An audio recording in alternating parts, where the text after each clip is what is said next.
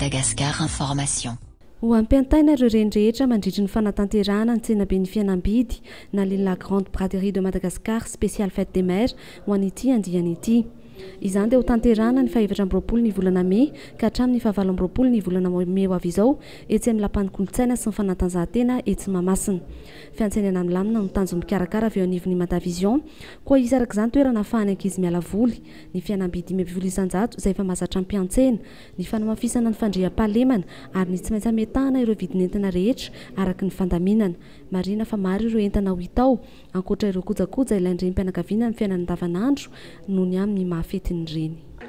Ny Grande Braderie de Madagascar zany dia hanomboka ny alarobia fa 4 ny volana May ho avy izao ety amin'ny Palais des Sports Mahamasina no anatanterahana azy. Miafarany zany ny alahady fa 20 ny volana May. Androany dia mivory ny mpandray anjara niaraka taminay mpikarakara mba hanao ny fandaminana farany.